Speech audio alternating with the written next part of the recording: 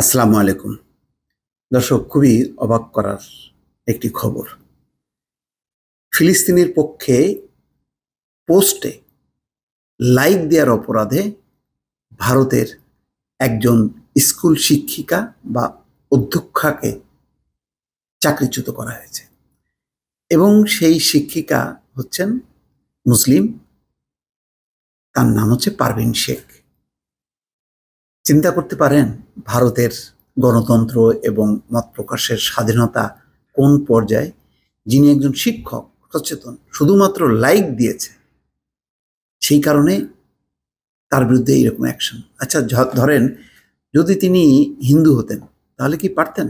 পারতেন না। কেন পারতেন না বলছি? পারতেন না এই কারণে যে এই সময়টা হচ্ছে নির্বাচনের সময়। মোদি নানা কারণে মুসলমানদেরকে টার্গেট করেছে। তার হিন্দু ভোট দরকার।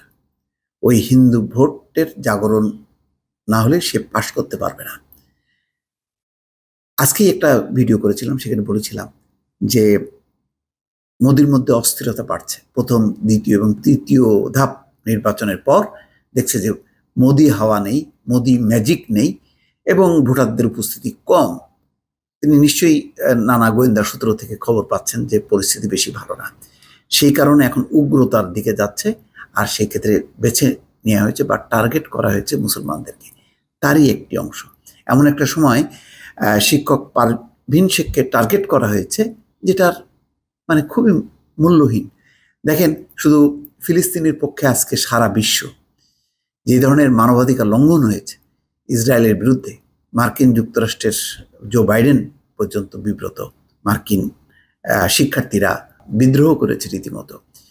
তো এইরকম একটি ব্যাপারে, যেখানে মানে চরম অমানবিক একটি পরিস্থিতির মধ্যে আছে ফিলিস্তিনি জনগণ, তাদের পক্ষে একটা পোস্টে যদি লাইক দেওয়া হয়, এটা বড় ধরনের অপরাধ হতে পারে।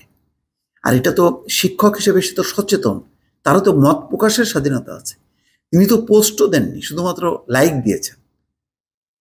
তাহলে বোঝেন ভারত এখন কোন পর্যায়ে উপনীত হয়েছে। খবরে বলা হচ্ছে ভারতের মহারাষ্ট্র রাজ্যের মুম্বাইয়ের সোমাইয়া স্কুলের অধ্যক্ষ পারভিন শেখকে বরখাস্ত করা হয়েছে। সামাজিক যোগাযোগ মাধ্যমে ফিলিস্তিনের পক্ষে একটি পোস্টের লাইক দেওয়ায় তাকে বরখাস্ত করা হয়েছে। পারভিন শেখের বিরুদ্ধে অভিযোগ, তিনি সামাজিক যোগাযোগ মাধ্যমে হামাসপন্থী, ইসলামপন্থী ও হিন্দুত্ব বিরোধী লেখার প্রতি সমর্থন জানিয়েছেন, অথচ তিনি একটি প্রতিষ্ঠানের দায়িত্বশীল পদে রয়েছেন। সোমাইয়া স্কুল কর্তৃপক্ষ সামাজিক যোগাযোগ মাধ্যম অর্থাৎ সাবেক টুইটারে গতকাল মঙ্গলবার এক বিবৃতিতে বলেছে, সামাজিক মাধ্যমে পারভিন শেখের কর্মকাণ্ড স্পষ্টভাবে আমাদের লালিত মূল্যবোধের সঙ্গে সঙ্গতিপূর্ণ নয়।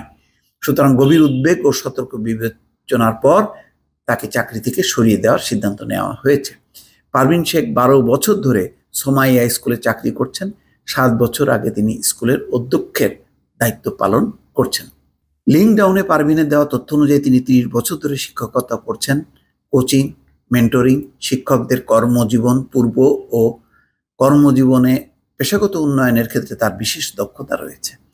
পাঠ্যক্রম ও কার্যকর শ্রেণীকক্ষ সাজানোর ক্ষেত্রেও পারভিনের বিশেষ দক্ষতা রয়েছে। শিক্ষা ছাড়াও পারভিন শিক্ষা প্রতিষ্ঠানের নিরীক্ষার সঙ্গে জড়িত। এরকম একজন গুণী মানুষকে এক মানে সামান্য হতে বা এক ফুৎকারে তার কর্মজীবন শেষ করে দিল পারভিন শেখের। অথচ পারভিন শেখকে নিয়ে মোদী সরকার দেখাতে পারত যে না, সেখানে সংখ্যালঘুদের সম্মান আছে, তাদের অধিকার আছে। এই যে পারভিন শেখ, তার উদাহরণ, তার স্বাধীন মত প্রকাশের প্রতিও আমাদের কোনো বাধা নেই। না, সেটি এখন করার মতন অবস্থা নেই। ওই যে আগেই বলেছি, মোদি এবং তার সরকার এখন দারুণ অস্থিরতার মধ্যে আছে।